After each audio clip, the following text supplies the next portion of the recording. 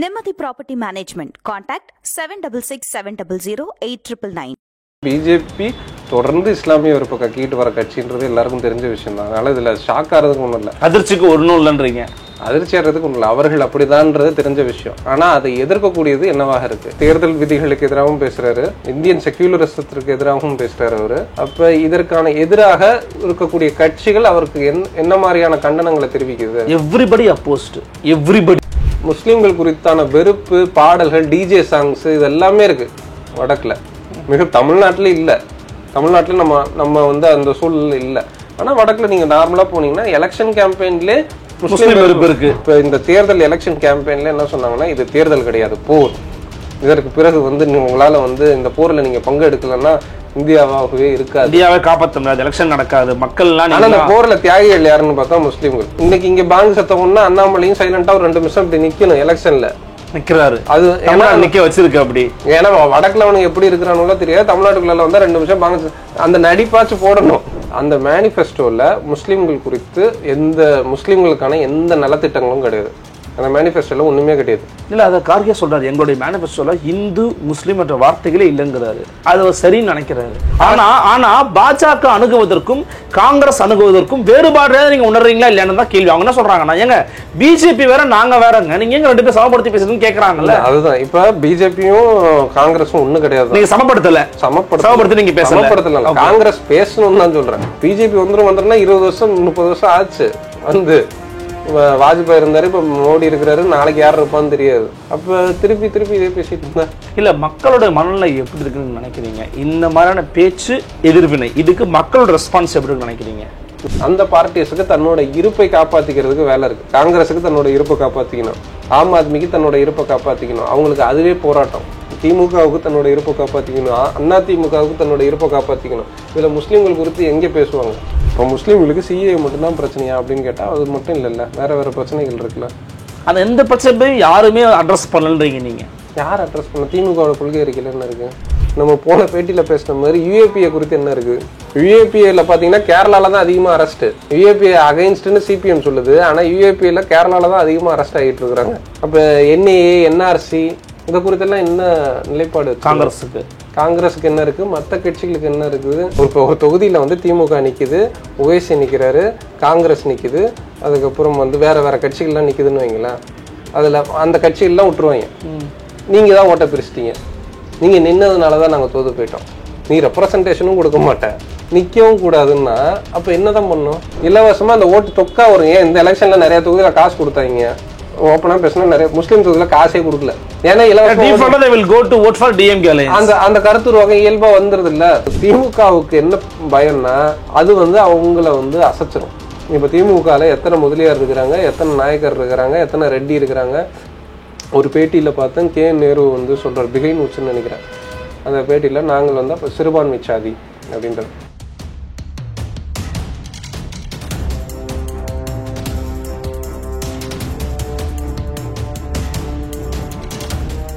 Fourth state Tamil நேயர்களுக்கு அருள்மொழிவர்மனின் அன்பார்ந்த வணக்கங்கள்.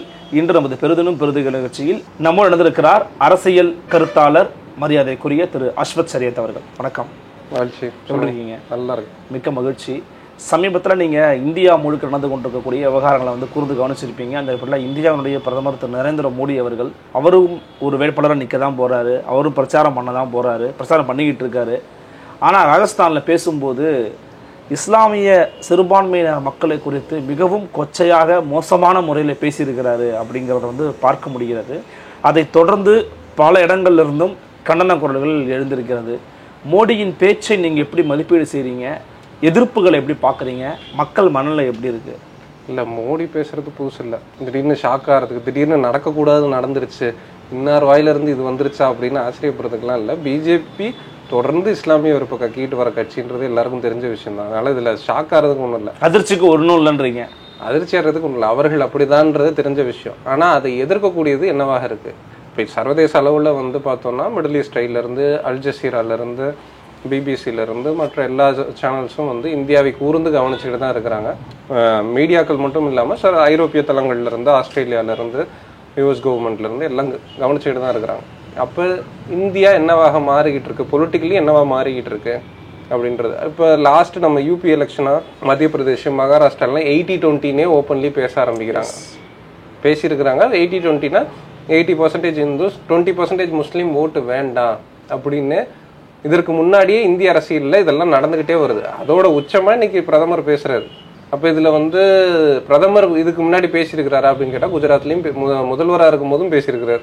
அப்ப அது குஜராத்ல பேசியிருக்கலாம், இதற்கு முன்னாடி பேசிக்கிட்டு தான் இருக்கிறார். இல்ல, ஆனா இது ஒரு எல்லை கடந்த விமர்சனமா இருக்குல்ல. அதிகமாக குழந்தை பெற்றுக் கொள்பவர்களுக்கு அவங்க சொத்து, இந்தியாவில் ஊடுருவியர்களுக்கு அவங்க சொத்து அப்படின்னு கேட்கறதுங்கிறது ரொம்ப ஒரு அருவருப்பான பேச்சு இல்லையா அது?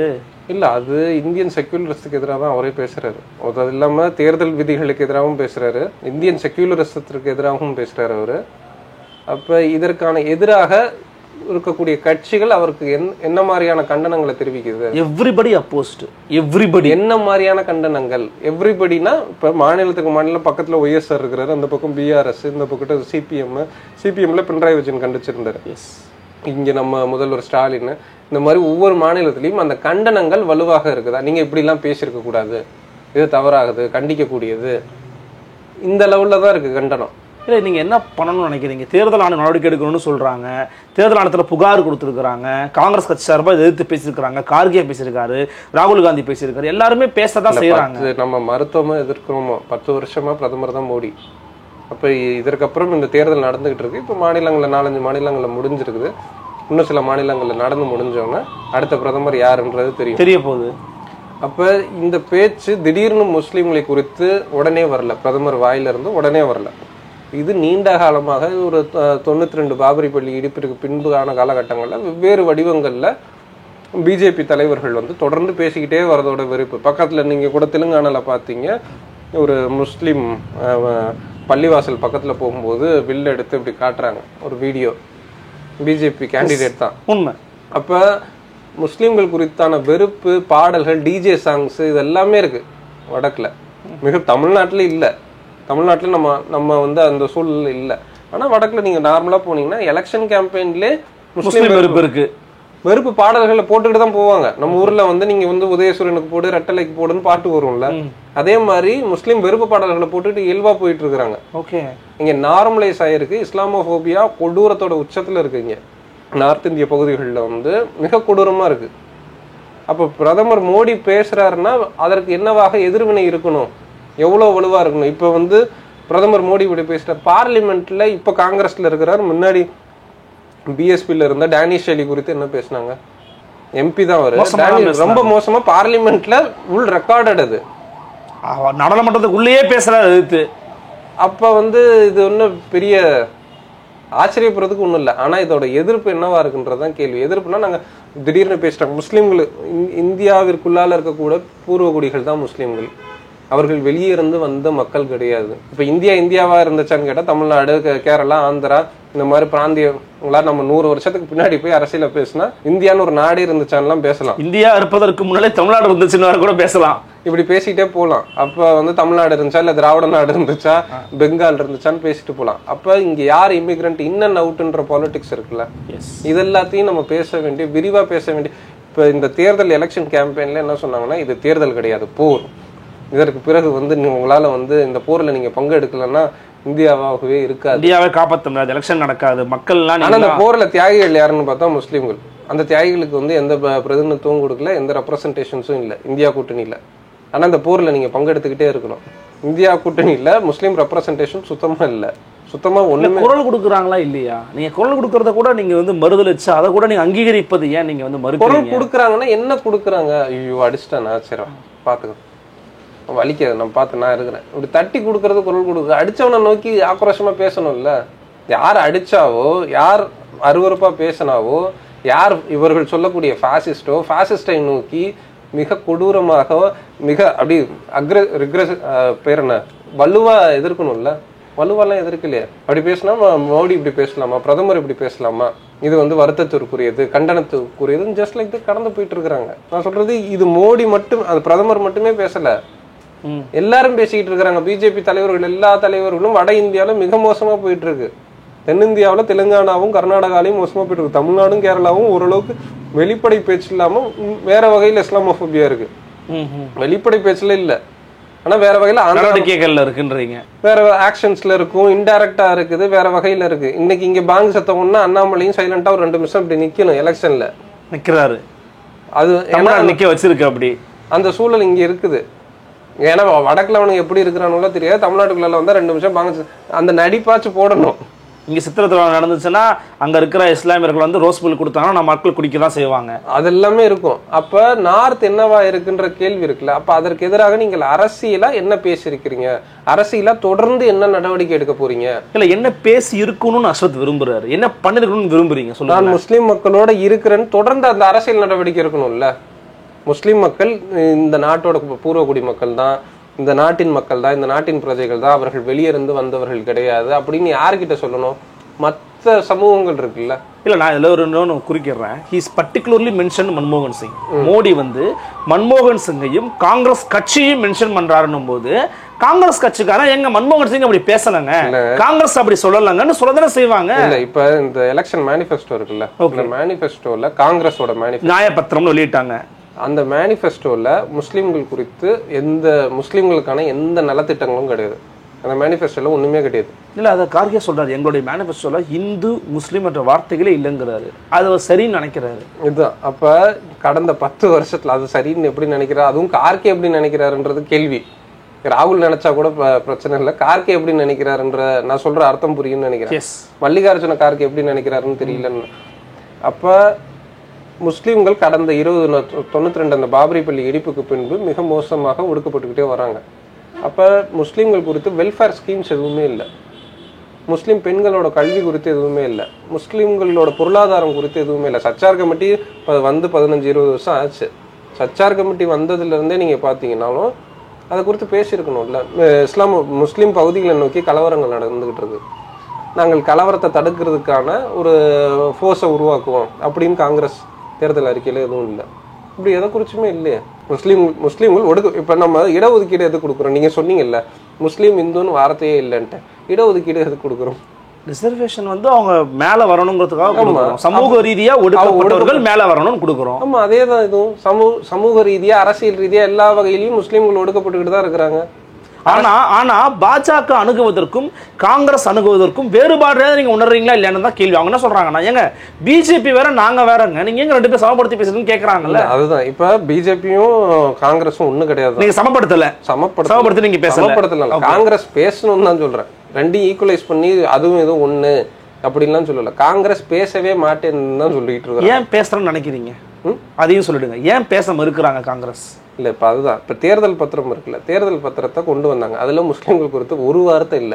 இது நம்மளோட குற்றச்சாட்டு. ஓகே, அந்த பக்கத்துல இருந்து பிரதமர் என்ன சொல்றாருன்னா, இது வந்து முஸ்லீம் லீக்கோட திட்ட அறிக்கை மாதிரி இருக்குது, இது வந்து ஏதோ வந்து நிலங்களை இப்ப இந்த அது ராஜஸ்தான் எலெக்ஷன்ல பேசுறதுலாம் ஏதோ முஸ்லீம்களுக்கு நிலத்தை வாங்கி கொடுத்துருவாங்க, முஸ்லீம்களுக்கு வந்து பொருளாதாரத்தை கொடுத்துருவாங்க, பணத்தை கொடுத்துருவாங்க, இந்த அளவுல தான் பேசுறாரு. நம்ம என்ன சொல்றோம், காங்கிரஸ்க்கு பேசவே இல்லை, பண்ணவே இல்லை நீங்க சொல்றீங்க. அவன் எதுவுமே இல்லை, நீங்களே அவன் கொடுத்த மேனிஃபெஸ்டோலயே பாருங்க ஏதாச்சும் இருக்குதான்ட்டு. அப்ப அவர்கள் வந்து மிரட்டுறாங்க காங்கிரஸை. ஓகே, காங்கிரஸை மிரட்டுறானுங்க. பிஜேபி தரப்பு வந்து காங்கிரஸை மிரட்டுது. இப்ப இந்த ஒண்ணுமே இல்லாத இந்த அறிக்கைக்கு நம்ம அந்த யாராச்சும் அந்த அறிக்கை இங்கிலீஷ்ல படிச்சு பார்த்தாவே தெரியும், ஒண்ணுமே இல்லாதுல இந்த அறிக்கைக்கே இது வந்து முஸ்லீம் ஃபேவரா இருக்குன்னு பேசுறதுன்றது. அப்போ ஒண்ணுமே செய்யாத அவங்கள அந்த கண்டுக்காம விடுன்றதோட விளைவு தான் அது. அந்த பக்கம் போயிடாது, லைட்டா கூட சிம்பத்தட்டிக்கா கூட இருந்துற போயிடாது முஸ்லீம் சைடு. ஓகே, முஸ்லீம் சைடு போயிடாது. முஸ்லீம் சைடு எதுவும் அந்த பக்கத்து அந்த டிஸ்கஷன் பக்கமே நகர்த்த விட மாட்டாங்கல்ல. இப்ப இந்த தரப்பு என்ன சொல்லுது, பிஜேபி வந்துடும் ஓட்டு போட்டுரு, பிஜேபி வந்துடும் 20 வருஷம் 30 வருஷம் ஆச்சு வந்து. வாஜ்பாய் இருந்தாரு, இப்ப மோடி இருக்கிறாரு, நாளைக்கு யார் இருப்பான்னு தெரியாது. அப்ப திருப்பி இதே பேசிட்டு இருந்தா இல்ல, மக்களோட மனநிலை எப்படி இருக்குன்னு நினைக்கிறீங்க? இந்த மாதிரியான பேச்சு எதிர்வினை, இதுக்கு மக்களோட ரெஸ்பான்ஸ் எப்படி நினைக்கிறீங்க? நார்த்தை பொறுத்த வரைக்கும் இது வந்து அவர்களுக்கு கொண்டாடக்கூடிய செய்தி. சவுத்துல கொஞ்சம் சஞ்சலமா இருக்கு. சவுத் இந்தியா ஓரளவுக்கு செக்யூலரா இருக்கிறதுன்றதுனால சவுத் இந்தியால இது சஞ்சலமா இருக்கு. அதுவும் தெலுங்கானா கர்நாடகாலெல்லாம் அது பெரிய ரியாக்ஷன்லாம் எதுவும் இருக்கிற மாதிரி எனக்கு தெரியல. ஏன்னா வந்து கேரளா ஸ்டோரிஸ் வந்துச்சு, காஷ்மீரி ஃபைல்ஸ் வந்துச்சு, ஓடிடி பிளாட்ஃபார்ம்ஸ்ல ஆயிரக்கணக்கில் படம் வந்துகிட்டே இருக்கு. தினம் இஸ்லாமிய விருப்ப படங்கள் அவ்வளோ வந்துகிட்டு இருக்கு. அது எல்லாமே மக்களை மேனிப்புலேட் பண்ணுது, மக்களை முஸ்லீம் வெறுப்புக்கு உண்டாகுது. முஸ்லீம்களை செகண்ட் கிளாஸ் சிட்டிசனா வைக்கணுன்ற இடத்துக்கு கொண்டு வருது. இந்த ஓடிடி படங்கள்லாம் இருக்கட்டும், இந்த ஓடிடி படம் கூட தான் கர்நாடக எலெக்ஷன்ல பேசினாரு பிரதமர், காஷ்மீரி ஃபைல்ஸ் பேசினாரு. அப்ப இதெல்லாம் நடந்துகிட்டு தானே இருக்கு. அப்ப தொடர்ந்து இப்ப திடீர்னு ஒரு நாள்ல இது கட்டமைக்கப்படல, தொடர்ந்து 30-40 வருஷமா இது கட்டமைக்கப்பட்டுக்கிட்டே வருது. முஸ்லீம் அதரைசேஷன் வந்து அந்த மற்றமையாக்கல் வந்து நடந்துகிட்டே இருக்கு, முஸ்லீம் மற்றமையாக்கல் வந்து நடந்துகிட்டே இருக்குல்ல. அப்ப பிரதமர் பேசிட்டாருன்னு ஷாக் ஆகிறதுக்கு வேற யாராச்சும் அரசியலே பார்க்காது என்னப்பா இப்படி பேசுறாருன்னு வேணா ஷாக் ஆகலாம். அரசியலுக்குள்ளாக இருக்கக்கூடிய இல்ல முஸ்லீம்களுக்கே இது வந்து ஷாக்லாம் கிடையாது. இது எப்போதும் பேசிக்கிட்டு தான் இருக்கிறாரு. இப்போ இன்னும் கொஞ்சம் உச்சத்துல இருந்து பயத்தின் வெளிப்பாடுல கூட பேசலாம். இந்தியா கூட்டணி ஒரு வேலை ஜெயிக்கலாம் அந்த ராஜஸ்தானுக்குள்ளால. ஏன்னா அந்த பக்கத்து வந்து பஞ்சாப்ல அகாலிதள்ல இருந்து எதிர்ப்பு வந்திருக்கு. அப்ப இன்னொரு பக்கம் வந்து இந்தியாவுக்கு ஆம் ஆத்மியில இருந்து அமானுல்லன் அவரை கைது பண்ணியிருந்தாங்க. அதுக்கப்புறம் இவரை நம்ம டெல்லி பிரதமர் கேஜ்ரிவால். இப்போ இதெல்லாம் நடந்துகிட்டு இருக்குல்ல. அப்போ இது எல்லாமே ஒரு இன்னொரு வகையில அந்த பார்ட்டிஸை மிரட்டுறாங்க. அந்த பார்ட்டிஸுக்கு தன்னோட இருப்பை காப்பாத்திக்கிறதுக்கு வேலை இருக்கு. காங்கிரஸுக்கு தன்னோட இருப்பை காப்பாத்திக்கணும், ஆம் ஆத்மிக்கு தன்னோட இருப்பை காப்பாத்திக்கணும், அவங்களுக்கு அதுவே போராட்டம். திமுகவுக்கு தன்னோட இருப்பை காப்பாத்திக்கணும், அதிமுகவுக்கு தன்னோட இருப்பை காப்பாத்திக்கணும். இதுல முஸ்லீம்கள் குறித்து எங்க பேசுவாங்க? இல்லை, இன்னைக்கு கூட அதிமுகவுடைய பொதுச்செயலாளர் திரு எடப்பாடி பழனிசாமி ஒரு அறிக்கை விட்டுருக்காரு. அந்த அறிக்கையில இது மாதிரி சிறுபான்மை மக்களுடைய சுருத்தும் விதமா பேசுறதை யாராலும் தவிர்க்கணும், கண்டிக்கணும் அப்படின்னு சொல்லி பேசியிருக்காரு. பாரத பிரதமர் மோடி பேசியிருக்கிறார் அந்த மாதிரின்னு சொல்லி ஒரு அறிக்கை விட்டுருக்காரு. அதெல்லாம் பேசிருக்காரு. அதிமுகலையும் பேசியிருக்காங்க, முதல்வர் ஸ்டாலினும் பேசியிருக்காரு, பினராயும் பேசியிருக்கிறாங்க. நான் சொல்றது இவர்கள் இன்னைக்கு இது இன்னைக்கு தொடர்ந்து வரல. இன்னைக்கு திடீர்னு மோடி வாயிலிருந்து இன்னைக்கு வரல. அவர் குஜராத் முதல்வராக இருந்த காலத்துல இருந்தே வருது. குஜராத்ல 2000 பேருக்கு மேல இனப்படுகொலை ஆனதெல்லாம் எல்லாருக்கும் தெரிஞ்ச விஷயம்தான். அப்ப இது உடனே வரல. அப்ப இதற்கு எதிராக அது சிபிஎம்மா இருக்கலாம், காங்கிரஸா இருக்கலாம், ஆம் ஆத்மியா இருக்கலாம், சமாஜ்வாதி, இந்தியாவில் இருக்கக்கூடிய செக்யூலர்னு சொல்லக்கூடிய மெஜாரிட்டி பார்ட்டிஸ் வந்து இதற்கு எதிராக என்ன பாலிடிக்ஸ் செஞ்சிருக்கிறாங்க. இந்த கண்டனை இன்னைக்கு நான் லெட்டர் ஹெட்ல போட்டுட்டேன், இல்லை ஒரு ப்ரெஸ் ரிலீஸ்ல வந்து ஸ்டேட்மெண்ட் ஒரு தலைவர் கொடுத்துட்டாருன்னா இது இன்னோடையும் முடியறது இல்லை. தொடர்ந்து என்ன வேலை செய்யறாங்க? இந்த நாடு ஒரு மாதிரி பன்மைத்துவமா இருக்கணும்ன்றதுக்கு என்ன வேலை செய்யறாங்க? இப்போ அவன் வந்து நம்ம முன்னாடி நம்ம 4th எஸ்டேட்லேயே வந்து முன்னாடி ஒரு பேட்டி கொடுத்துருந்தோம், 2 பேட்டிக்கு முன்னாடி.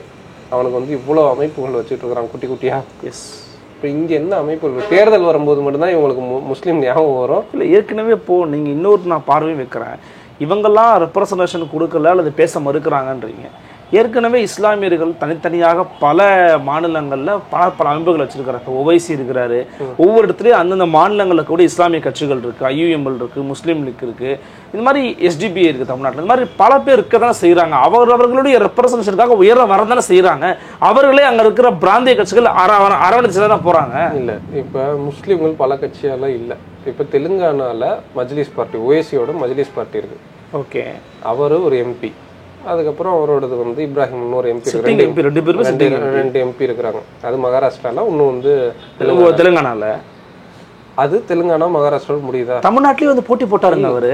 இல்ல போட்டிலாம் போடுறாங்க, அது சின்ன லெவல்ல. அப்ப இது ஒரு கட்சி சவுத் இந்தியா, இது சவுத் இந்தியன் பார்ட்டி. ஓகே. 2வது எஸ்டிபி, 3வது வந்து நீங்க சொல்ற முஸ்லீம் லீக். இதுவும் தமிழ்நாட்டிலையும் கேரளாலையும் மட்டும்தான் இருக்கு 3வது. அப்புறம் மாமாக்கா, தமிழ்நாட்டிலே இருக்கிற மாமாக்கா. அப்புறம் நாங்கள் வெல்ஃபேர் பார்ட்டி. இப்படின்னு பார்த்தா இந்தியா முழுக்க கட்சி எத்தனை இருக்கும்? ஒரு 5 கட்சி தான் இருக்கு. மிச்செல்லாம் உள்ளூர் அளவில் இருக்கக்கூடிய ரிலீஜியஸ் மூவ்மெண்ட்ஸ் இருக்கும். ஓகே.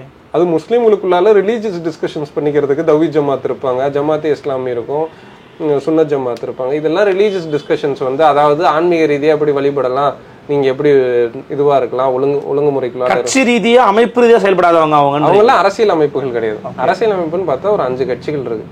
நான் சொன்ன இந்த முஸ்லீம் லீக். இப்ப இது எல்லாமே சவுத் இந்தியன் பார்ட்டிஸ் தான். இது எல்லாமே நான் இப்ப சொன்னது எல்லாமே நார்த்ல முஸ்லீம்கள் அமைப்பே இல்ல. சில முஸ்லீம்கள் அமைப்புக்குள்ள இருக்காங்களா? முஸ்லீம்கள் வந்து டிஎம்சில இருக்காங்களா, அகிலேஷோட இருக்காங்களா? அப்படிதான் நீங்க பாக்கணும். அது வந்து லோக்கல்ல வந்து பிஜேபி ஒரு பக்கம் வந்து இப்ப எஸ்டிபி நார்த்ல கொஞ்சம் இருக்கிறாங்க, நாங்க வெல்ஃபேர் பார்ட்டி கொஞ்சம் இருக்கிறோம், அப்புறம் மஜ்லிஸ் பார்ட்டி, ஓவைசியோட மஜ்லிஸ் பார்ட்டி யூபிலாம் உள்ளாட்சியில இருக்கிறாங்க.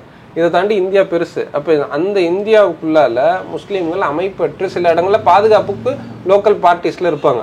காங்கிரஸ்ல அங்கே லோக்கல்ல உள்ள ஆளை வச்சு இருப்பாங்க. அப்படிதான் இருக்கிறாங்களே தவிர அவர்களோட அரசியல் கோரிக்கைகள் எழுப்பப்படுதா, அவர்களோட பிரச்சனைகள் குறித்து பேசப்படுதா? இப்ப ராமநவமி வந்திருக்கு, இப்ப ராமநவமி கலவரங்களை குறித்து என்ன நடக்குது? அவர்களோட கல்வி பொருளாதாரங்கள் மேம்பட்டிருக்கா, அவர்களோட வேலை வாய்ப்புகள் மேம்பட்டிருக்கா, அவங்களோட நில உரிமை மேம்பட்டிருக்கா?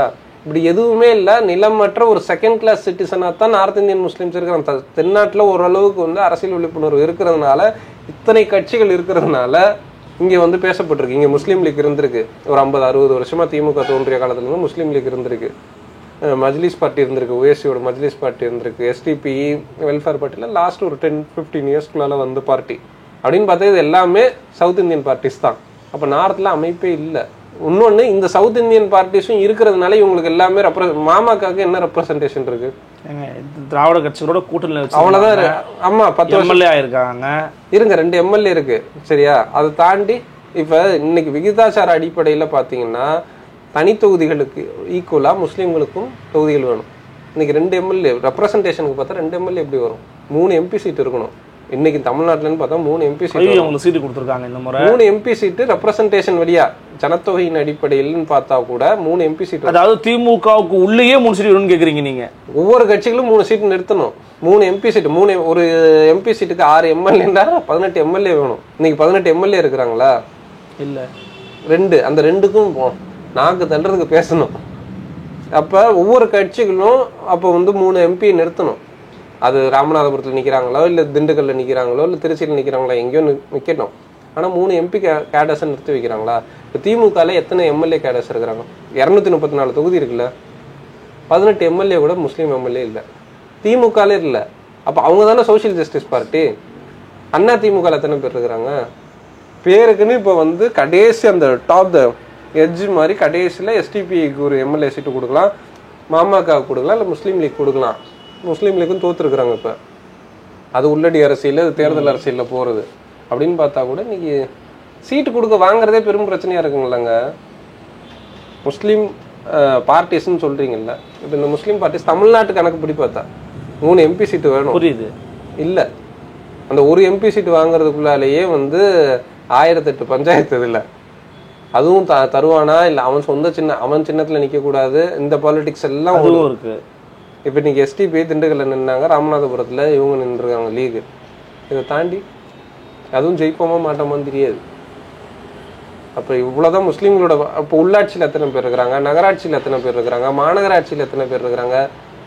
இப்போ இந்த ரெப்ரசன்டேஷன்னா இந்த 30-32 லட்சம் பேர் இந்தியா முழுக்க இந்த அரசு ஊழியர்களாக இருக்கிறாங்க. அதாவது அரசியல் அந்த மாவட்டம் வட்டம் சதுரத்துக்குள்ளால இருக்கக்கூடிய. எனக்கு ஒரு சந்தேகம் அதில் இருக்கு. அதாவது பொலிட்டிக்கல் ஸ்பேஸ்க்குள்ள அவங்கள வந்து கூட்டிட்டே வரல நினைக்கிறீங்களா, அல்லது பொலிட்டிக்கல் ஸ்பேஸ்ல இருக்கிறவங்களுக்கே வாய்ப்பு கொடுக்கலன்னு சொல்ல வரீங்களா?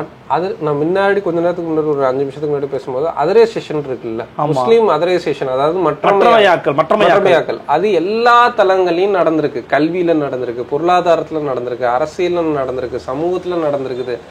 ஒரு முஸ்லீம் அதரைசேஷன் எல்லா தளங்கள்லையும் நடந்திருக்குது. அப்போ நீங்கள் வந்து சிபிஎம்ல இன்னைக்கு எத்தனை கேடர்ஸ் இருக்கிறாங்க? முஸ்லீம் கேடர்ஸ் எத்தனை பேர் இருக்கிறாங்க? திமுகவில் எத்தனை பேர் இருக்கிறாங்க? அண்ணா திமுகவில் எத்தனை பேருக்கு? ஏன் இல்லை? இல்லைன்னா ஏன் இல்லைன்ற ஒரு கேள்வி வரணும்ல. அப்போ நம்ம இன்க்ளூசிவ் பாலிடிக்ஸ் பேசுகிறோம்னா எல்லா தளங்களையும் ஒரு ஆஃபீஸ், ஒரு தனியாக ஒரு கார்பரேட் ஆஃபீஸ் நடத்தினா கூட எல்லா சமூக மக்களும் அதில் வேலை பார்க்கணும், மாற்றுத்திறனாளிகள் வேலை பார்க்கணும், பெண்கள் சமூகம் இருக்கணும். அப்ப நீங்க அரசியல் நடத்துறோம், கவர்மெண்ட் நடத்துறோம்னா இவங்க ஏன் இல்லைன்ற ஒரு கேள்விக்குள்ளால போகணும்ல. நம்ம பார்ட்டியில ஏன் முஸ்லீம்ஸ் இல்லை, நம்ம பார்ட்டியில ஏன் தலித் இல்லை? ஓகே, ஏன் இவங்களை பத்தி இவங்க பேசல அல்லது இவங்களுக்கான ரெப்ரசன்ட் கொடுக்கலன்னு நீங்க நினைக்கிறீங்க? What is the reason? ஏன்னா இதுக்கு முன்னாடி இருந்துச்சு, பழனி பாபா இருக்கும்போது கூட அவர் பேசியிருக்காரு, நிறைய விஷயங்கள் சொல்லியிருக்கிறாரு. தமிழ்நாட்டில் பல கட்சிகளை ஃபாலோ பண்ணியிருக்காங்க. ஒரு காலகட்டத்தில் நீங்கள் சொல்லக்கூடிய இதே சட்டமன்றத்தில் பல எம்எல்ஏக்கள் இஸ்லாமியில் இருந்திருக்கிறாங்க. அந்த வரலாறு இருக்கு. பல திமுகவில் இது வரைக்கும் தமிழ்நாடு சட்டமன்றத்தில் 10க்கும் மேற்பட்ட இஸ்லாமிய எம்எல்ஏக்கள் இருந்திருக்கிறாங்க. வேற கட்சியில் இருக்காங்க. ஏன் இது கம்மியாச்சுன்னு நினைக்கிறீங்கன்னு கேட்கல. திமுகவில் இது வரைக்கும் ஒரு முஸ்லீம் எம்பி வந்தது கிடையாது. திமுகவில் இந்த 70 யாரு அது மேல மாநிலங்களவை எம்பியா இருக்கிறாரு.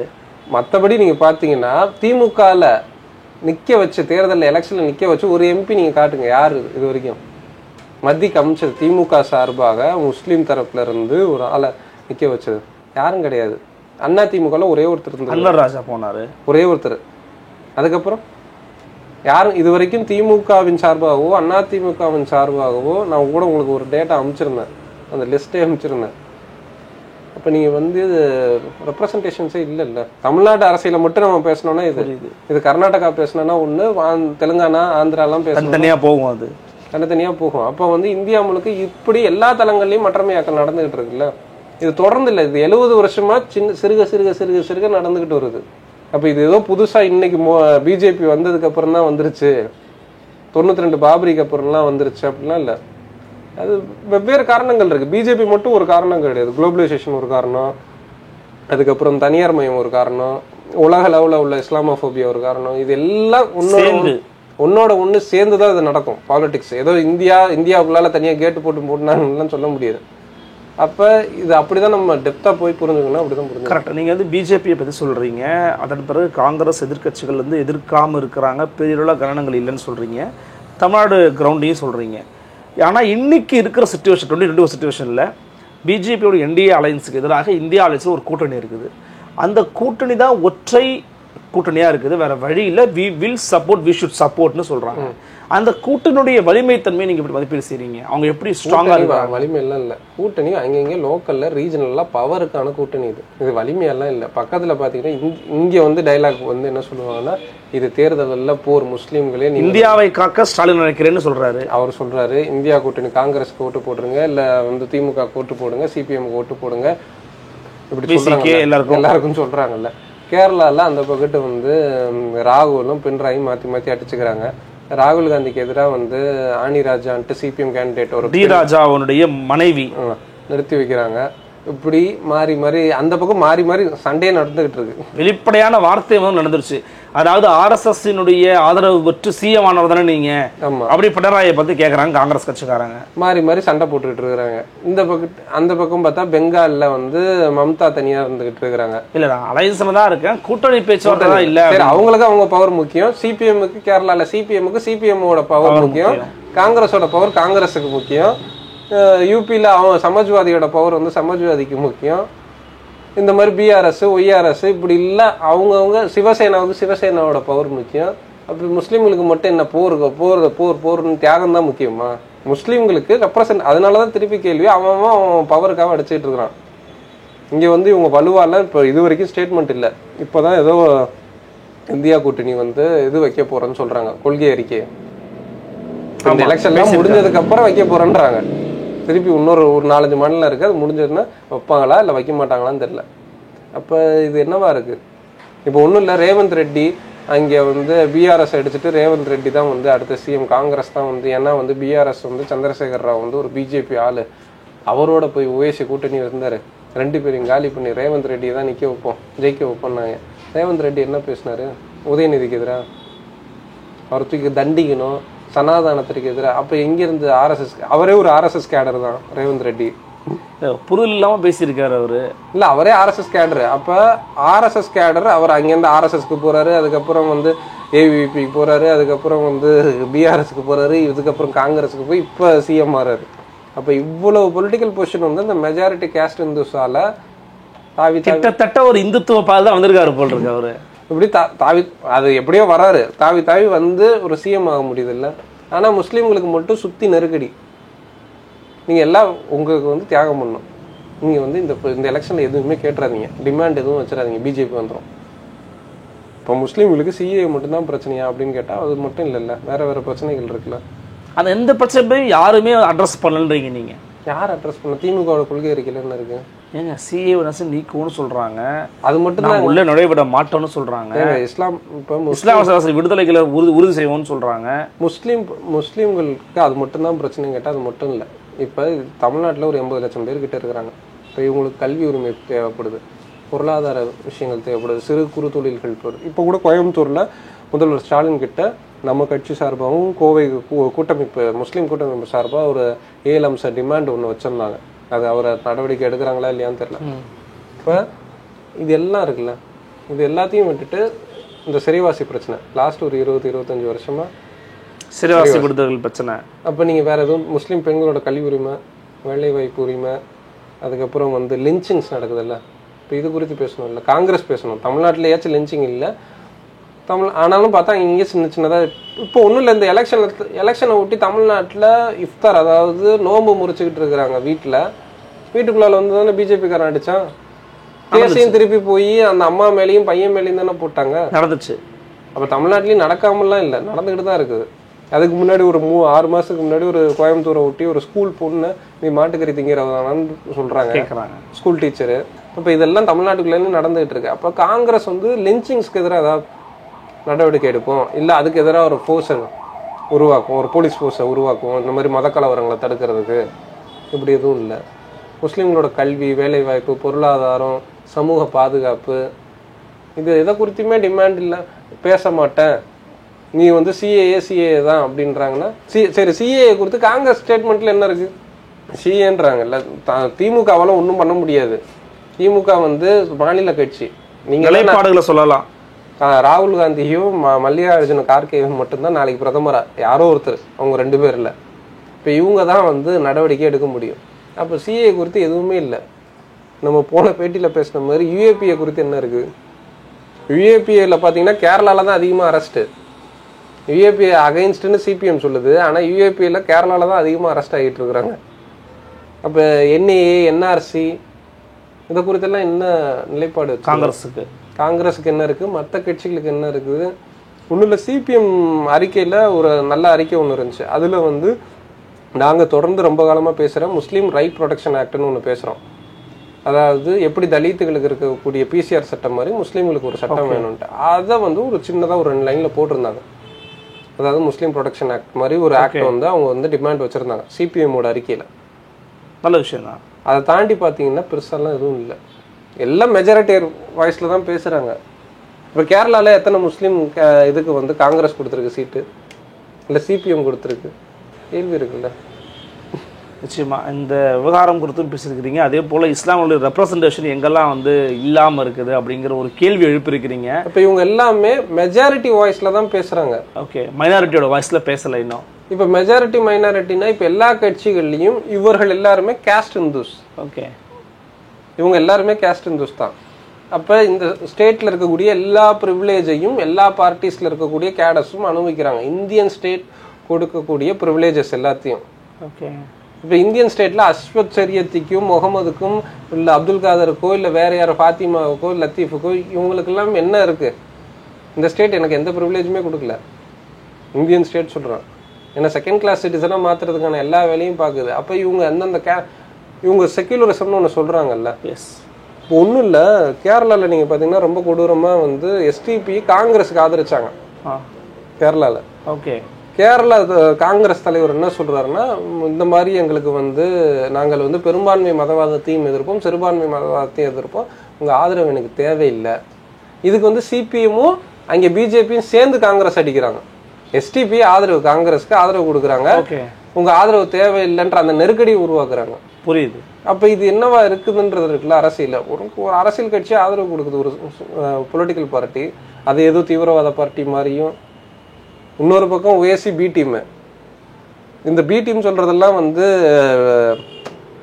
யாரும் பிஜேபிக்காரங்க கிடையாது, இந்த சோ கால்டு செக்யூலர்னு சொல்லக்கூடிய கேஸ்ட் இந்து பார்ட்டிஸ் தான். ஓஏசி பி டீமு இவங்க வந்து எஸ்டிபி ஃபண்டமெண்டலிஸ்ட்டு, பிற்போக்குவாதிக, நாங்கள் வந்து மோசமான ஆள், இவங்களுக்கு நல்லவனா எதுவுமே பேசாத லீகு. இல்லை, ஆனால் பி டீம்னு சொல்கிறதுல ஒரு காரணம் இருக்குல்ல. நீங்கள் வாக்குகளை பிரிக்கிறதுக்கு தான் பயனாகிறீங்களே தவிர வெற்றியின் பக்கம் வந்து நிற்க மாட்டேங்கிறீங்கல்ல. தமிழ்நாட்டிலையும் பல பேர் பாஜகவின் பி டீமு, இந்துத்துவத்தின் பி டீம்னு சொல்கிறதுக்கான காரணம் என்னென்னா, வெற்றி பெறுவதற்கான வாய்ப்பு இருக்கிற பக்கத்தை வந்து நிற்காம நான் பார்த்துக்கிறேன், நான் நிற்கிறதுங்கிறது எதிராளிக்கு வலிமையை கூட்டுமா குறைக்குமா? இல்லை, இப்போ ஓஏசியை பி டீம்ன்றாங்க. ஓஏசி ஓட்டை பிரிச்சாரா அப்படின்னு கேட்டால் இது வரைக்கும் டேட்டா கிடையாது. ஓட்டை பிரித்ததே கிடையாது. இப்போ ஒரு தொகுதியில் காங்கிரஸ், பிஜேபி உள்ள லோக்கல் பார்ட்டிஸு, அதுக்கப்புறம் சுயேட்சி, அது இதெல்லாம் இவ்வளோ பார்ட்டிஸ் நிற்கும். ஒரு 15லேருந்து 20 கட்சி சாலிடாக நிற்கும். ஓகே, எல்லா தொகுதியிலையும். அதில் ஓஏசி எவ்வளோ வாங்கியிருக்கிறாரு, காங்கிரஸ் எவ்வளோ வாங்கியிருக்கு, அந்த லோக்கல் பார்ட்டிஸ் எல்லாம் சின்ன சின்ன பார்ட்டிஸ் இருக்கும், கேஸ்ட் பார்ட்டிஸ் இருக்கும், இதெல்லாம் சேர்ந்து எவ்வளோ வாங்கியிருக்கு, ஓஏசி எவ்வளோ வாங்கியிருக்காங்க. அதில் மற்ற எல்லாரையும் விட்டுறாங்க. ஒரு தொகுதியில் வந்து திமுக நிற்கிது, ஓஏசி நிற்கிறாரு, காங்கிரஸ் நிற்கிது, அதுக்கப்புறம் வந்து வேறு வேறு கட்சிகள்லாம் நிற்குதுன்னு வைங்களேன். அதில் அந்த கட்சிகள்லாம் விட்டுருவாங்க. நீங்கள் தான் ஓட்டை பிரிச்சிட்டீங்க, நீங்கள் நின்னதுனால தான் நாங்கள் தோது போயிட்டோம், நீ ரெப்ரசன்டேஷனும் கொடுக்க மாட்டேன், நிற்கவும் கூடாதுன்னா அப்போ என்ன தான் பண்ணணும்? சும்மா வேடிக்கை பார்க்கணுமா? இல்லை வைலன்ஸ், இவங்க கொடுக்கக்கூடிய எல்லா வைலன்ஸையும் பார்த்துக்கிட்டு இல்லை இந்த வயலன்ஸுக்கு எதிராக என்ன பேசுனாங்க, இல்லை என்ன ஆக்ஷனில் இருந்தாங்க அப்படின்னு கேட்டால் ஒன்றுமே இல்லை. தயாநிதி மாறன் வந்து அரண்சை யூடியூப்பில் வந்து ஒரு பேட்டி கொடுக்குறாரு. சி டீம்ன்றார் அவர் தான் சொல்கிறாரு. யார்? ஓஎஸ்சியை. ஓகே.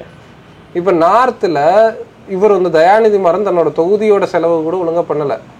இங்கே மத்திய சென்னை தொகுதியோட இதை கூட ஒழுங்காக பண்ணலை. இப்போ நார்த்தை பொறுத்த வரைக்கும் என்னவா நிற்கணும்? இங்கே ஒரு பக்கம் வைலன்ஸ், எப்போ எவன் அடிப்பான்னு தெரியாது. அப்போ நீ காங்கிரஸ்லேயும் ரெப்ரசன்டேஷன் கொடுக்க மாட்டேன், சமாஜ்வாதிலையும் கொடுக்க மாட்டேன், எதுலேயும் கொடுக்க மாட்டேன்னா அப்போ முஸ்லீம் பார்ட்டிஸ் தான் இங்கே நிற்க வேண்டிய தேவை இருக்குது.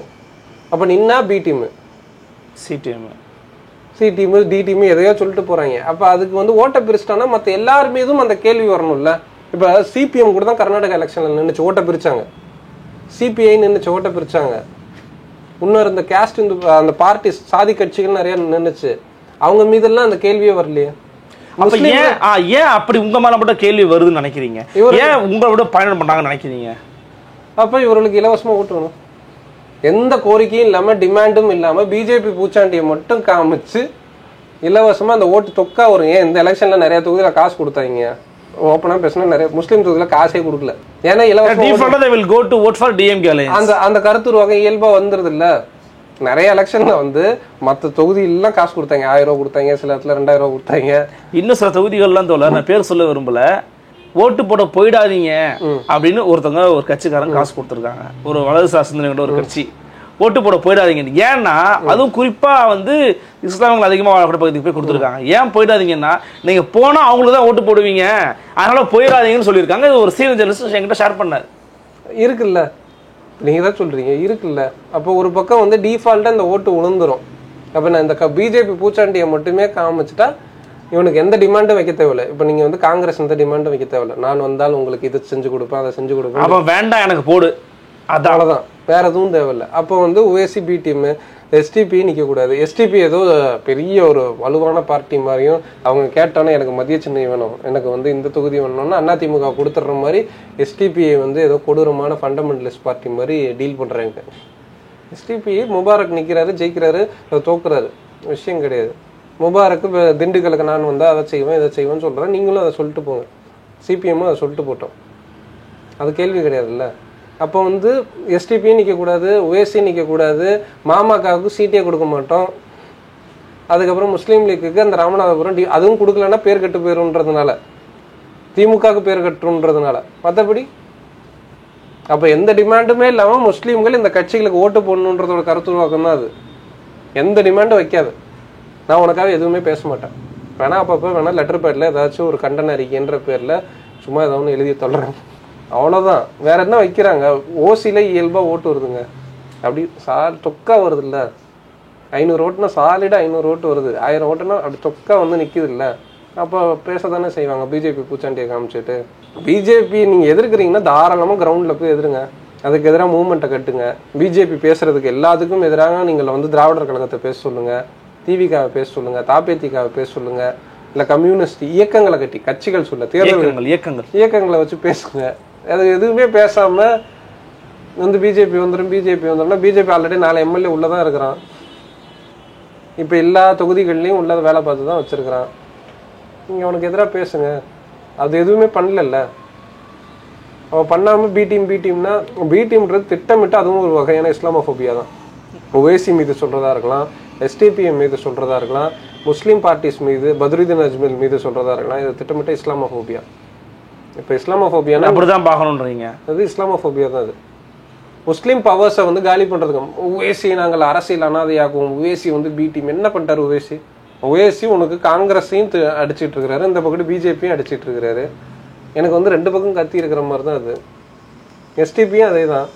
அப்போ அந்த மாநில இப்போ எதுக்கு எஸ்டிபி நீங்கள் அப்படி ஒரு கொடூரமான பார்ட்டினா கேரளாவில் வந்து காங்கிரஸுக்கு ஆதரவு ஸ்டேட்மெண்ட் வைக்கிறாங்க கூடாது. நீங்கள் சொல்றது புரியுது. ஆனால் பொதுவாக 2 பேருமே எதிர்க்கிறவங்களும் அப்படி தானே சொல்லுவாங்க. இப்போ தமிழ்நாட்டில் ஒரு மாநில கட்சியா என்டிகே நாம் தமிழர் கட்சி இருக்குன்னு வச்சுக்கோங்களேன், அவங்களுமே 2 பேருமே எதிர்க்கிறாங்களா? You are B team of BJP. இப்படி நாம் தமிழர் கட்சியோட டிமாண்ட் வேற. நாம் தமிழர் கட்சி நான் என்ன சொல்றேன்னா முஸ்லீம் கட்சிகளை மட்டும் சொல்லல, இவர்களை போன்றவர்களையும் சொல்றாங்கன்னு சொல்றேன். அது ஓகே. ஆனா அது சொல்றதோட நோக்கம் இருக்குல்ல, 2க்குமே ஒரே பொருள்படாதுன்ற. இப்போ நாம் தமிழர் கட்சியோட வழிமுறை வேற, அவர்கள் நிற்கிறாங்க, தேர்தலில் நான் கூட்டணி வைக்க மாட்டேன்றாங்க. இல்லை கூட்டணி வைக்காத தரப்பை இந்த மெஜாரிட்டி ஆண்ட கட்சிகள் வந்து நாம் தமிழர் கட்சி சொல்றதோட நோக்கம் வந்து அது வேற இருக்கு. ஆனால் முஸ்லீம்களை நீங்கள் இன ரீதியாகவும் சரி மத ரீதியாகவும் நீங்கள் டீல் பண்ண வேண்டிய தேவை இருக்கு. ஏன்னா மத ரீதியாக தான் ஒடுக்கப்படுறான். புரியுது. நாம் தமிழர் கட்சி அரசியல் ரீதியாக ஒடுக்கப்படுது, இல்லை அரசியல் ரீதியாக அவர்கள் எதிர்க்கப்படுறாங்க. ரெண்டுக்கும் கேள்வி இருக்கு. ஏன்னா சீமான் பேசுறது சரியா இருக்கு, தப்பா இருக்கு, இல்லை மோசமா இருக்குன்னு திட்டுங்க, இல்லை வந்து ஆதரிங்க, ஏதோ ஒன்று பண்ணுங்க. அப்போ அவர்கள் அந்த கொஸ்டின் பண்ணுறதுன்றது வேற. ஆனால் அப்போ நீங்கள் தேர்ட் ஃப்ரண்ட்னு ஒன்று உருவாக்கணும்னா என்ன பண்ணுவீங்க? நாளைக்கு தேர்ட் லெஃப்ட் ஃப்ரண்ட் ஒன்று உருவாக்கணும்னாலும் இதே இந்த ஆண்ட ஆளும் கட்சியில் இதே கோரிக்கை தான் வைக்கும். இவனுங்க வந்து பிடிஎம் சிடிஎம்னு எதையாவது ஒன்று சொல்லுவாங்க. ஆனால் முஸ்லீம்கள் கேட்கறது பேசிக் ரைட்ஸை, கான்ஸ்டியூஷன் கொடுத்த பேசிக் ரைட்ஸை தான் முஸ்லீம்கள் திருப்பி கேட்டுட்டு இருக்கிறாங்க. எனக்கு வந்து வாழ்றதுக்கான சுதந்திரத்தை கொடு, வழிபடுறதுக்கான சுதந்திரத்தை கொடு, எனக்கு வந்து கல்வி வேலை, இதைத்தான் இந்த பேசிக் ரைட்ஸை கேட்கும்போது பவர் பொசிஷன்ல எனக்கு ஒரு ஷேரிங்கை கொடு, குறைஞ்சபட்சம் பவர் பொசிஷன். நீங்க சொல்ற அந்த பிசிஆருக்கு எப்படி பட்டியல் சமூக மக்களுக்கு இருக்கோ அந்த மாதிரி இஸ்லாமியர்கள் கேட்கறதுங்கிறது ஒரு முக்கியமான ஒரு கோரிக்கை தான். அதே முஸ்லீம் ரைட் ப்ரொடெக்ஷன் ஆக்ட் வந்து வேணும். இப்போ நீங்க வந்து முஸ்லீம்கள் குறித்து இயல்பா வந்து ஸ்லர் வேர்ட்ஸ் வந்து யூஸ் பண்ணப்படுது ஆன்லைன்ல, பொதுத்தலங்கள்ல. தாடி வச்சிருக்கிறான், தொப்பியை வச்சிருக்கிறான், இல்லை வந்து ஹிஜாப் போட்டிருக்கிறாங்க. அப்போ இதெல்லாம் நடக்கும்போது அதை வந்து நீங்கள் இப்போ தலித்தை குறித்து நீங்கள் ஒரு வார்த்தையை சொன்னீங்கன்னா, சாதிய வார்த்தையை சொன்னீங்கன்னா பிசிஆர் ஆக்ட் விழுகும். அந்த ஆக்ட் வந்து ஒழுங்கா ஒர்க் ஆகுதா இல்லையான்றது வேற விஷயம். அப்படி ஒரு ஒரு ஒரு ஒரு ஆயுதம் தேவைன்றது உண்மைதான். அப்போ வந்து இங்கே வந்து முஸ்லீம் ரைட் ப்ரொடெக்ஷன் ஆக்ட் வந்து தேவை. அப்போ ஏன்னா தமிழ்நாடு கேரளாவை தாண்டி பார்த்தீங்கன்னா ரொம்ப கொடூரமாக இருக்கு. இப்போ நீங்கள் கோயம்புத்தூரில் அந்த பொண்ணை நோக்கி நீ மாட்டுக்கறி திங்கிறவ தானேன்னாங்க. அவங்க அப்பா மாட்டுக்கறி கடை வச்சிருக்கிறாரு. இப்போ கடை வைக்கிறது குற்றமா அப்படின்றது இருக்குல்ல, கறி கடை வச்சிருக்கிறாங்க. அப்போ திங்கிறது குற்றமா அப்படின்ற ஒரு கேள்வி இருக்குல்ல. இல்லை ஹிஜாப் போடுறது குற்றமா, அவங்கவுங்க ஒரு உடை போட்டுட்டு இருக்கிறாங்க.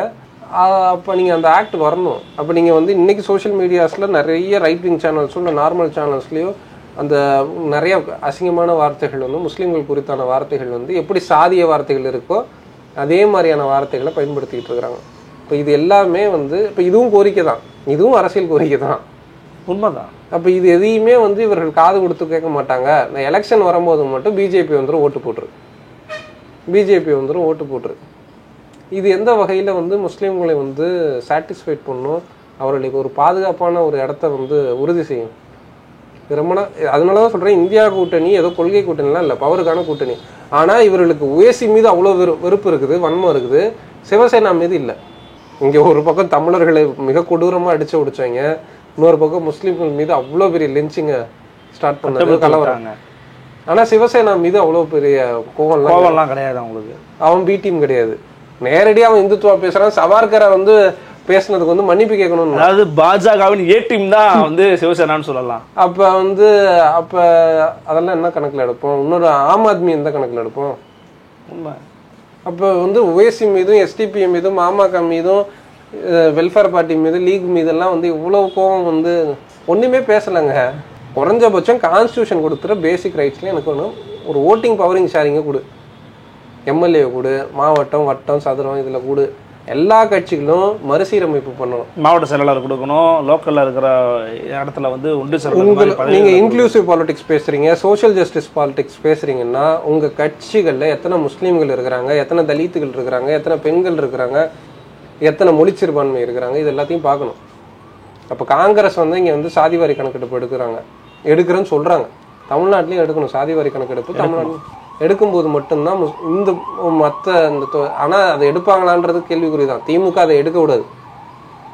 சாதிவாரி கணக்கெடுப்புன்ற வார்த்தை காங்கிரஸ் ஆச்சு வாயில வந்து சொல்லிருச்சு. திமுக எத்தனை சொல்லியிருக்காங்க, மோடியே எடுன்னு சொல்லிக்கிட்டு இருக்காங்க. எங்க மோடி எடுனா நீங்க மாநிலத்தில் எடுங்க. பீகார்ல எடுத்தாங்கல்ல, பீகார்ல எடுத்தாங்கல்ல. ஆமா, பீகார்ல என்ன சென்ட்ரல் கவர்மெண்ட் வந்து எடுத்துச்சு. இல்லை ஏன் எடுக்க மாட்டார்னு நீங்க நினைக்கிறீங்க திமுக தலைவர் ஸ்டாலின் அவர்கள்? திமுகவில் இப்போ எடுத்தாங்கன்னா எல்லா சாதிகளுக்கும் எவ்வளோ ரெப்ரசன்டேஷன் பச்சையாக தெரியும், எந்தெந்த சாதிகளில் எத்தனை மினிஸ்டர்ஸ் இருக்கிறாங்கன்னு தெரியும். அப்போ யாருன்னு மக்கள் இயல்பாக கேட்க ஆரம்பிச்சிருவாங்க. அப்புறம் சமூக அநீதி என்ன நடந்தது, சமூக அநீதி என்ன, எத்தனை எம்எல்ஏ இருக்கிறான், என்னென்ன சாதியில் எத்தனை எம்எல்ஏ இருக்கிறான், எத்தனை எம்பி இருக்கிறான், இதெல்லாம் தெரியும்ல. இது வந்து சோஷியல் ஒரு டென்ஷனை கிரியேட் பண்ணாதா? அப்படி ஒரு பார்வை வைக்கிறாங்கல்ல, நீங்கள் யாரெல்லாம் எந்தெந்த சாதிலாம் எவ்வளோ இருக்குன்னு தெரிஞ்சிச்சுன்னு வச்சுக்கோங்களேன், சமூக ரீதியாக ஒரு பதற்றத்தை உருவாக்கும். பதட்டமும் உருவாக்குது. இப்போ மட்டும் என்னமோ பதட்டம் இல்லாமல் சுபிச்சமாக வாழ்ந்துட்டு இருக்கிறோம். ஒன்றும் இல்லை, கேட்பாங்க, ரெப்ரசன்டேஷன் கேட்பாங்க, கொடுத்துட்டு போங்க. இல்ல தோழர், நான் எப்படி கேட்கறேன்னா, அப்பா இவங்க அதிகமா இருக்காங்க போல் இருக்குப்பா, இவங்க கம்மியா இருக்காங்க போல் இல்ல, இருக்குப்பா, cultural இவங்க இவ்வளவு இருக்காங்க போல் இருக்குப்பா, இப்படி ஒரு பார்வை உருவாகாதுன்னு நினைக்கிறீங்களா நீங்க? இப்போ கல்ச்சரல் கேபிட்டல்னு ஒன்று இருக்குல்ல, கலாச்சார மூலதனம் இருக்குல்ல. இப்போ சில சமூகங்களுக்கு வந்து முதலியார் சமூகம், செட்டியார் சமூகம், சில இன்னும் உயர் வேளாள் சமூகங்கள்லாம். ஆமா. இப்போ இவங்கெல்லாம் எண்ணிக்கையின் அடிப்படையில் எவ்வளோ இருக்கிறாங்க? ஆனால் கலாச்சார ரீதியாக ஆதிக்க சமூகங்கள் இது. புரியுது. எண்ணிக்கை பலத்துல இப்ப வன்னியர் சமூகம் எவ்வளவு இருக்கு? அதிகமா இருக்காங்க. பறையர்கள் அதிகமா இருக்கிறாங்க. தேவர்கள் எத்தனை அதிகமா இருக்காங்க. இப்ப இதெல்லாம் கேள்வி இருக்குல்ல. ஆனா தேவர் இப்ப இது எல்லாம் கவுண்டர்கள் எத்தனை பேர் இருக்கிறாங்க, நாயக்கர்கள் எத்தனை பேர் இருக்கிறாங்க, கோணார்கள் இவங்க எல்லாம் எத்தனை பேர் இருக்கிறாங்கன்னு ஒரு கேள்வி வரும். இப்ப இவங்களுக்கெல்லாம் உள்ளூர் அளவுலயாச்சும் ரெப்ரசன்டேஷன்ஸ் இருக்கா? ஓகே. அந்த இப்போ ஒரு 4-5 மாவட்டம்னு வச்சுக்கோங்க, 4-5 மாவட்டத்துல ஒரு முத்திரையர் சமூகமும் கோணார் சமூகமும் நாடார் சமூகமும் இருக்குன்னு வைங்களேன். அப்ப அங்க உள்ள கட்சிகள்ல இவங்க எல்லாம் ஒழுங்கான பிரதிநிதித்துவத்தோட இருக்கிறாங்களா? அப்படி ஒரு கேள்வி வரும்ல. அது சமூக நீதியா தானே வரும் அது. அப்ப அந்த இடம் ஒழுங்கா ஆகும்ல, சீர்படும். சீர்தான் படும். எப்படி அது வந்து கலகமாகும்? அப்ப இன்னொரு எண்ணிக்கை நடுவுல சின்ன சாதிகள்லாம் நிறைய சாதிகள் இருக்கு, அவங்களுக்கும் ரெப்ரசன்டேஷன் ஒழுங்கா அதுதானங்க சோசியல் ஜஸ்டிஸ், அதுதானங்க இடஒதுக்கீடு. எண்ணிக்கையின் அடிப்படையில் ரொம்ப சிறுபான்மையா இருப்பாங்க சில சாதிகள் அந்த பகுதிகளில். இப்போ அவங்களுக்கு வந்து இப்போ புதுரை ஒன்னார் இருக்கிறாங்க, இப்போ அவங்களுக்கு வந்து ஒழுங்கான ரெப்ரசன்டேஷன் போகும்ல. இல்லை பிசி கம்யூனிட்டிஸ்ல ரொம்ப சின்ன சின்ன கம்யூனிட்டிஸ்லாம் இருக்கு, கிராமணின்னுவாங்க, சில நாடாருக்குள்ளாலே சின்ன சப்காஸ்ட்லாம் இருக்கு, நாயக்கர்ல சில சப்காஸ்ட்லாம் இருக்கு. இப்போ இவங்களுக்கெல்லாம் வந்து ரெப்ரசன்டேஷன் ஒழுங்கா போகும்ல. விஸ்வகர்மான்னு சில கம்யூனிட்டிஸ் இப்போ சொல்றாங்க, முன்னாடி ஆச்சாரின்றாங்க. இப்போ இந்த மாதிரி சின்ன சின்ன 5 லட்சம் பேர், 10 லட்சம் பேர், 20 லட்சம் பேர், குயவர்கள், பானை செய்யறவங்க எல்லாம் இருக்கிறாங்க. இப்போ இதெல்லாம் ஒழுங்கா போகும். இது வந்து அரசியல் ரீதியா பிரதிநிதித்துவம் மட்டும் இல்ல, அவங்களுக்கு கல்வியில வந்து எவ்வளவு பேர் இருக்கிறாங்கன்ற கணக்கு வரும். நீங்க சாதிவாரி கணக்கெடுப்பு எடுத்தீங்கன்னா அவங்க கல்வியில எவ்வளோ பங்கு செலுத்துறாங்க, பொருளாதார ரீதியா அவங்க எவ்வளவு பங்கு செலுத்துறாங்க, இல்லை அவங்க ரொம்ப கீழ்நிலையில் இருந்தாங்கன்னா அவங்கள மேம்படுத்துறதுக்கு அரசின் திட்டங்கள் அதுக்கு உதவும். அப்போ நீங்கள் அதோட நிற்காதில்ல. அரசின் திட்டம் வந்து ஒரு 10 லட்சம் பேர் ஒரு கம்யூனிட்டி இருக்கிறாங்கன்னா அவன் வந்து கல்வியில் ரொம்ப பின்தங்கி இருக்கிறான்னு தெரிய வரும். அப்போ வந்து அவனுக்கு வந்து கல்வி ரீதியாக அவனுக்கான ஸ்கீம்ஸை வந்து கவர்மெண்ட்டால் கொடுக்க முடியும். பொருளாதார ரீதியாக பின்தங்கி இருந்தானா பொருளாதார ரீதியான ஸ்கீம்ஸை வந்து கொடுக்க முடியும். அவங்களுக்கான எம்பவர்மெண்ட் ஸ்கீம்ஸை வந்து உங்களால் உருவாக்க முடியும். அப்போ அது இன்க்ளூசிவ் பாலிடிக்ஸில் வந்து ஒரு வேலை செய்யும். இப்போ முஸ்லீம்கள் இருக்கிறாங்க, முஸ்லீம்கள் எத்தனை பேர் இருக்கிறாங்கன்னு தெரியும், அதில் எவ்வளவு வருமானம் வருதுன்னு தெரியும். சாதி ரீதியான கணக்கெடுப்புன்னு இந்த சாதிக்கு இத்தனை பேர் மட்டும்தான் வரும் கிடையாது, எல்லாமே சேர்ந்து எல்லாம் சேர்ந்துதான் வரும் அது. அப்போ அதெல்லாம் அது எம்பவர் ஆகும். அப்போ வந்து திமுகவுக்கு என்ன பயம்னா அது வந்து அவங்கள வந்து அசைச்சிரும். இப்போ திமுகவில் எத்தனை முதலியார் இருக்கிறாங்க, எத்தனை நாயக்கர் இருக்கிறாங்க, எத்தனை ரெட்டி இருக்கிறாங்க. ஒரு பேட்டியில் பார்த்தேன், கே நேரு வந்து சொல்கிறார், பிகைன் உச்சுன்னு நினைக்கிறேன். அந்த பேட்டியில் நாங்கள் வந்து அப்போ சிறுபான்மை சாதி அப்படின்றது, அவர் அந்த பகுதியில் இருக்கலாம் சிறுபான்மை சாதியாக. அமைச்சர் கே நேரு அந்த திருச்சி பகுதியில் ரெட்டியார் சமூகம், ஏன்னா இங்கே வந்து முத்துராஜான்னுவாங்க, அந்த ஒரு குறிப்பிட்ட கம்யூனிட்டி இருக்கும், அதுக்கப்புறம் இன்னும் 2-3 கம்யூனிட்டிஸ் இருக்கிறாங்க. அப்போ அந்த பகுதிகளில் அந்த கம்யூனிட்டிஸ்லாம் எவ்வளோ பேர் இருக்கிறாங்கன்ற ஒரு கேள்வி வரும்ல. அப்போ அவங்களுக்குலாம் ரெப்ரசன்டேஷன்ஸ் வந்து திருச்சி திமுகவுக்குள்ளால ஒழுங்காக போயிருக்கா, இல்லை திருச்சியில் இருக்கக்கூடிய கவர்மெண்ட் ஆஃபீஸ்லாம் ஒழுங்காக போயிருக்கா, இதெல்லாம் கேள்வி வரும்ல. நான் உதாரணத்துக்கு தான் சொல்கிறேன். இதெல்லாமே இந்த மாதிரி இதெல்லாம் சீர்படும். இவங்க பயப்படுறது என்னன்னா திமுகவுக்குள்ளால குறிப்பிட்ட ஒரு 2-3 சாதி இருக்கு, அந்த சாதி ரொம்ப நாளா டாமினேட் பண்ணிட்டு இருக்குது. அந்த சாதி எண்ணிக்கையின் அடிப்படையில் கம்மியாக தான் இருக்கு. அதுக்காக வந்து கல்ச்சுரலி வெல்த்தான கம்யூனிட்டிஸ் அது. ஆக்சுவலி நீங்கள் சொல்கிறது எப்படின்னா, கொஞ்சம் நேரடியாக உடச்சி பேசணும்னா, இப்போ தமிழ் தேசியம்னு இவங்களை எதிர்த்து பேசுகிறவங்க எல்லாம் என்ன சொல்கிறாங்கன்னா, திமுகவுக்குள்ள குறிப்பிட்டு நீங்கள் சொன்ன இப்போ கே நேரு ஐயாவாக இருக்கட்டும், கே ராமச்சந்திரன், அப்புறம் இன்னும் சில பேர் ஏவாவேலு, இந்த மாதிரி இருக்கிறவங்கலாம், சேகர் பாபு, கிட்டத்தட்ட வந்து பார்த்தீங்கன்னா தெலுங்கு தாய்மொழியாக கொண்டவர்களுக்கு நிறைய ரெப்ரசன்டேஷன் கொடுக்குறாங்க. அவங்க நீங்கள் சொல்கிற மாதிரி கல்ச்சுரல் கேபிட்டலாகவும் இருக்காங்க, கலாச்சார ரீதியாக அவங்க ரொம்ப வெல்த்தாக இருக்கிறாங்க.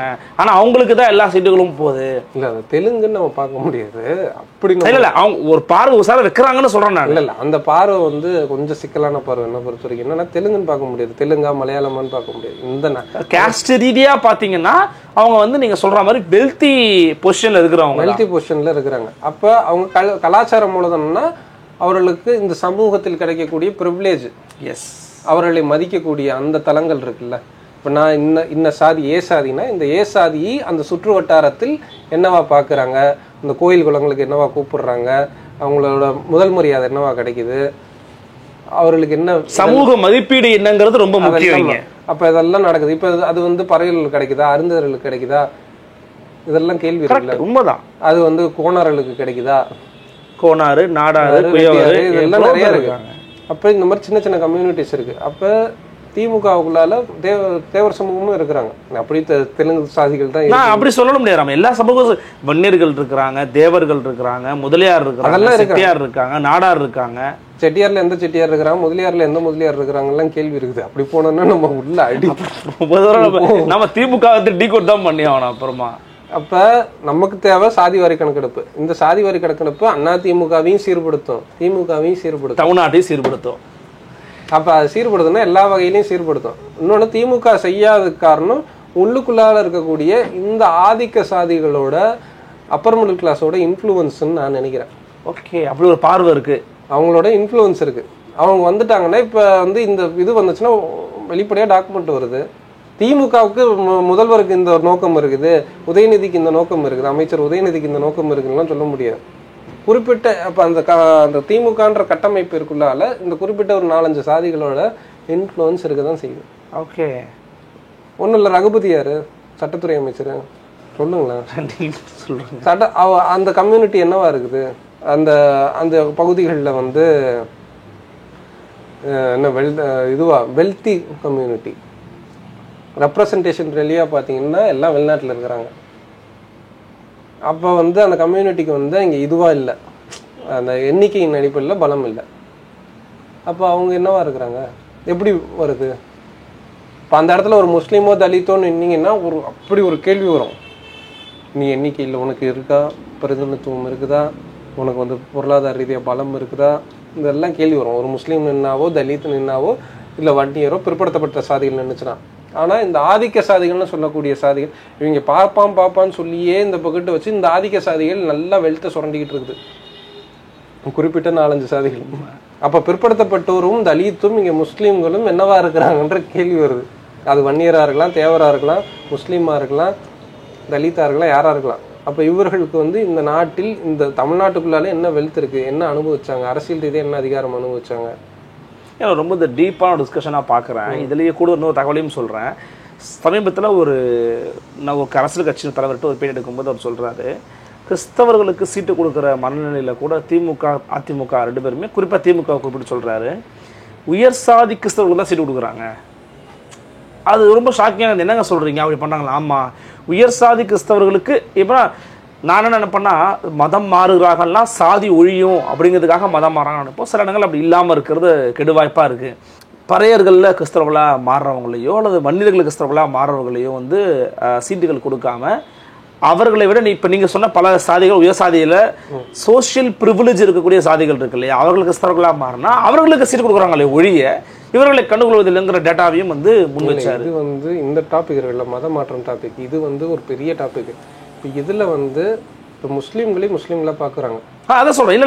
இல்லை அவர்களை முஸ்லீம்களா பார்க்குறாங்க. முஸ்லீம்களும் ஒரு காலகட்டங்களில் அந்தந்த ராவு திரு ரப்பை மரக்காயிருந்து இருந்தாலும் கூட கான்ஸ்டியூஷனுக்கு இருக்குது. ஆனால் முஸ்லீம்களோட மனநிலையிலையோ புத்தியிலையோ இல்லை. ஆமாம், அது கிடையாது. அப்போ இங்கே கிறிஸ்துவர்களும் அதே மாதிரி தான். கிட்டத்தட்ட சர்ச்சா பார்த்தீங்கன்னா ஆர்சியா, பெந்தகோஸ்தா, இல்லை புரோட்டஸ்டண்டா, சிஎஸ்சியா இப்படி தான் இருக்கும். அதாவது சர்ச் ஆஃப் செக்டேரியனிசமாக இருக்கும். ஆமாம். ஆனால் நம்ம சமூகத்தில் அவர்கள் இப்போ ஒரு வன்னியர் கிறிஸ்டினு, நாடார் கிறிஸ்டினு, இந்த மாதிரியான இருக்கு. அப்போ அவர்களோட கல்வி பொருளாதார நிலை என்னவா இருக்குது? நீங்க சொன்ன உயர் சாதி கிறிஸ்தவர்களோட கல்வி பொருளாதார நிலையும் அவங்களோட நம்ம சொன்ன இந்த கல்ச்சுரல் கேபிட்டல், ஆமா, தாத்தம் பாட்டம் பூட்டனோட கல்ச்சுரல் கேபிட்டல்ல இருந்தா அவங்க வராங்க. அப்ப எக்கனாமிக்கல் கேபிட்டல் ஒன்று இருக்கு, கல்ச்சுரல் கேபிட்டல் ஒன்று இருக்கு. நான் உயர் சாதியா இருந்தாலும், நான் பொருளாதார ரீதியா பின்தங்கி இருந்தாலும் எனக்கு ஒரு கலாச்சார மூலதனம் ஒன்று வரும்ல. அதே மாதிரிதான் இப்போ நீங்க சொன்ன உயர் சாதி கிறிஸ்தவர்கள்ட்டையும் ஒரு கலாச்சார மூலதனம். இப்போ நாடார் கிறிஸ்தவர்கள் அவங்க உழைச்சி ஒரு 50-60 வருஷத்துல எம்பவர் ஆகி வராங்க. அதையும் தாண்டி நீங்க இன்னொரு சின்ன சின்ன கம்யூனிட்டிஸ்ல இருக்கக்கூடிய கிறிஸ்டினா மாறிட்டாங்க. அவங்க திருப்பி அவங்களோட கல்ச்சுரல் மூலதனம் என்னவா இருக்கு? சர்ச்சு சின்ன ஹெல்ப் பண்ணும், எடுத்துப்பாங்கன்றீங்க நீங்க. அது அப்படிதான் நடக்கும். நீங்க அரசியல் கட்சியில போட்டியிடணும்னா அதுக்கு சில பணம் தான் இன்னைக்கு செலவு. இல்ல அப்படியே பண்ணாலுமே கூட அந்த கல்ச்சுரல் மூலதனத்தை திமுக போன்ற கட்சிகளோ அல்லது அதிமுக போன்ற கட்சிகளோ எப்படி பாக்குறாங்கன்னு இருக்குல்ல. அது தேர்தல் கட்சிங்க, அது கொள்கை ரீதியான கட்சி எல்லாம் கிடையாது. தேர்தல் கட்சி தேர்தல்ல இந்த தொகுதியில அப்புறம் எப்படி சமூக நீதி வரும்? சோசியலிஸ்ட் ஒரு டாபிக், அது மூவ்மெண்டா தான் நம்ம பேசணும். அப்படின்னு பேசினா எலெக்ஷன் பாலிடிக்ஸ் விட்டுட்டு மூவ்மெண்ட் பாலிடிக்ஸ்ல பேசணும். அப்ப நீங்க இந்த தொகுதியில இத்தனை பேர் இருக்கிறான், 50 லட்சம் பேர் இருக்கிறான்னா அந்த கேஸ்ட்டுக்கு தான் அதிமுகவும் சீட்டு கொடுக்குறான், திமுகவும் சீட்டு கொடுக்குறாங்க. அப்போ நீங்கள் வந்து அந்த இடத்துல வந்து நீங்கள் இதெல்லாம் பேச முடியாது. அப்போ நீங்கள் இதெல்லாம் பேச முடியாது. அப்போ இதெல்லாம் மூமெண்ட் பாலிடிக்ஸில் நம்ம பேசி அதை தேர்தல் அரசியலுக்கு கொண்டு வரதுக்கான கோரிக்கைகளாக நகர்த்திட்டு போகணும். அப்போ இந்த சாதிகளுக்கு வந்து நீங்கள் சொல்கிற இந்த பறையர்க்க கிறிஸ்டின்ஸாக இருக்கலாம், இந்த மாதிரியான இந்த சாதிகளுக்கு பெரிய கல்ச்சரல் கேபிட்டல் கிடையாது, கலாச்சார மூலதனமும் கிடையாது, பொருளாதார மூலதனமும் பெரிய அளவுக்கு கிடையாது. எதுக்கு வந்து ஓபிஎஸ்ஸுக்கும் இபிஎஸ்ஸுக்குமான அந்த முரண்பாடுலேயே நீங்கள் அந்த இந்த கணக்கெல்லாம் புரிஞ்சுக்கலாம். அப்போ இது எல்லாமே நம்ம அந்த கணக்கில் தான் பார்க்க முடியும். அப்போ இவங்களுக்கு சீட்டு கொடுக்குறாங்கன்றதெல்லாம் வந்து இவங்க எலெக்ஷன் பாலிடிக்ஸில் சோஷியல் ஜஸ்டிஸ் பக்கம் உருட்டலாம். ஆனால் ரூட்டில் இருக்கா அப்படிங்கிறதா? ரூட்லலாம் ஒன்றும் கிடையாது, ப்ராக்டிஸில் இல்லை. பொலிட்டிக்கல் டெர்மினாலஜியில் சோஷியல் ஜஸ்டிஸ்ன்ற வார்த்தை தமிழ்நாட்டில் புழக்கத்தில் இருக்குது, ப்ராக்டிஸில் இல்லை. இன் ப்ராக்டிஸில் சோஷியல் ஜஸ்டிஸ் வந்து தமிழ்நாட்டிற்குள்ளால எங்கேயுமே கடைபிடிக்கப்படலை. இன்றைக்கும் இந்த சமீபத்தில் கூட பார்த்தோம், கோயிலுக்குள்ளால உள்ள விடலை, தலித்துகளை இன்னொரு கம்யூனிட்டி வந்து உள்ள விடலை. அதுக்கப்புறம் வந்து இப்பயும் வந்து வேங்க வெயிலில் என்ன தேர்தலுக்கு உள்ளே வராதிங்கன்னு நாங்கள் புறக்கணிப்பு செஞ்சாங்க, வாசல்லே பேனர் போட்டு வச்சுருந்தாங்க. இதெல்லாம் நடக்க தானே செய்யுது. இன்றைக்கும் தீண்டாமை இருக்க தான் செய்யுது, தீண்டாமை சுவர்கள் அங்கங்கே இருக்க தான் செய்யுது. பள்ளிக்கரணையில் ஒரு பின்னணி தற்கொலை பண்ணிக்கிட்டாங்க, இதெல்லாம் இருக்க தானே செய்யுது. அந்த தெருவுக்குள்ளால உள்ளே போகாதன்றாங்க, இதெல்லாம் கண்கூடாவே இருக்குது. அப்போ இங்கே ப்ராக்டிஸில் இருக்குதான்னு கேட்டால் ப்ராக்டிஸில் தமிழ்நாட்டுக்குள்ளால இல்லை. பொலிட்டிக்கல் டேர்ம்ஸில் வந்து சோஷியல் ஜஸ்டிஸ் இருக்குது அப்படின்றாங்க. சில வெல்ஃபேர் ஸ்கீம்ஸை வந்து திமுகவும் அதிமுகவும் தமிழ்நாடு கொடுத்துருக்காங்க, அது இருந்திருக்கு, அது ஜென்ரலாக கொடுத்ததுல இருந்திருக்கு. மற்றபடி சோஷியல் ஜஸ்டிஸ்லாம் இங்கே இன்னும் வரல. அதுக்கு ஒரு லாங் ப்ராசஸ் அது போகணும்னு வச்சுங்களேன். நிச்சயமாக அதில் ரொம்ப ஒரு டீப்பான ஒரு டிஸ்கஷனாக இருந்துச்சு. பொதுவாக மோடியினுடைய பேச்சில் தொடங்கி இஸ்லாமிய சிறுபான்மை சமூகத்துக்கு எதிராக இருக்கக்கூடிய ஒரு மனநிலையை துவங்கி இன்றைக்கி தமிழ்நாடு குறிப்பாக டீப் ரூட்டில் எப்படி வந்து சோஷியல் ஜஸ்டிஸ் வந்து இருக்குதா இல்லையாங்கிறதுக்கு நம்ம வந்து பேசியிருக்கிறோம். பொறுத்திருந்து பார்க்கலாம். இந்த மக்கள் மனதை கொண்டு பேசியிருப்போம். எங்களுக்கு அவரோட வருகனையும் கருத்து நிமிடத்தமைக்கு மிக்க நன்றி. நன்றி. மீண்டும் ஒரு சிறப்பு சந்திக்கலாம். நன்றி, வணக்கம்.